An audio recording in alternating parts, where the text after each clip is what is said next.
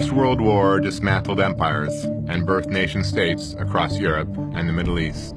Vague promises were made to the Kurdish people during treaty negotiations after the war, but were not kept. The emerging state of Turkey was too strong, and the victorious British and French were more interested in dividing former Ottoman territory between themselves than in securing Kurdish autonomy. By the time the Treaty of Lausanne was signed in 1923, establishing many of today's borders in the Middle East, the prospects of a Kurdish state appeared to have vanished. The Kurds' traditional homeland, known as Kurdistan, was split between Turkey, Iran, and Syria, which was controlled by the French, and Iraq, controlled by the British. But Kurdish dreams of nationhood persisted, and nationalist movements and uprisings aimed at autonomy or outright independence flared in all four countries, none with any lasting success. The worst violence occurred in Iraq during a period of Kurdish rebellion in the 1980s. Saddam Hussein's Al-Anfal campaign involved the murder of some 100,000 Kurdish non-combatants. His forces razed hundreds of villages, and in the city of Halabja, they killed 5,000 civilians with poison gas. Real progress towards Kurdish statehood, when it came, was accidental, a side effect of the First Gulf War in 1991. After Saddam's army was expelled from Kuwait, Iraq's Kurds and Shias rose up against him, in part because then American President George H.W. Bush had encouraged them to do so.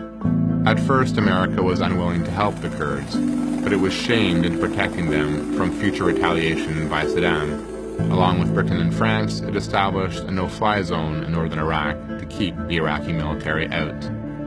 The Kurds took advantage of their new autonomy to build a state.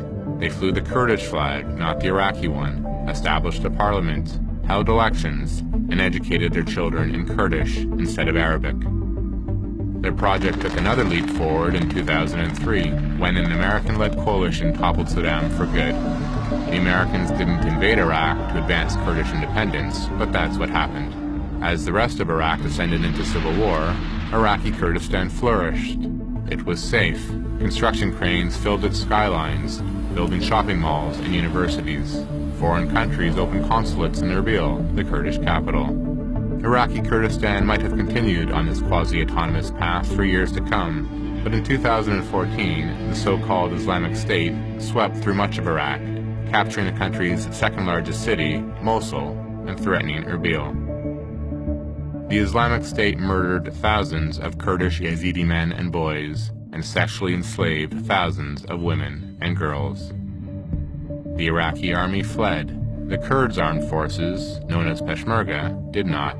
For the Kurds, this underscored Iraq's weakened state and the threat it still posed to their safety.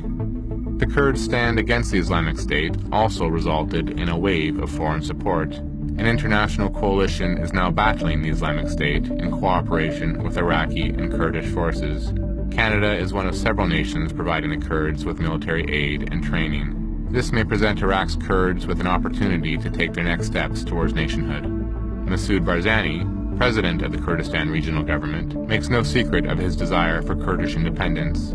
He says he will hold a non-binding referendum by November, but numerous obstacles remain. Iraqi Kurdistan's neighbors are likely to oppose its independence, and its Western allies are officially committed to Iraqi unity. Kurdish nationalists counter this by saying a unified Iraq exists only on maps. Iraq is collapsing, they argue, while they are creating a real country. They are closer to realizing that goal than at any other time since the end of the Ottoman Empire almost a century ago.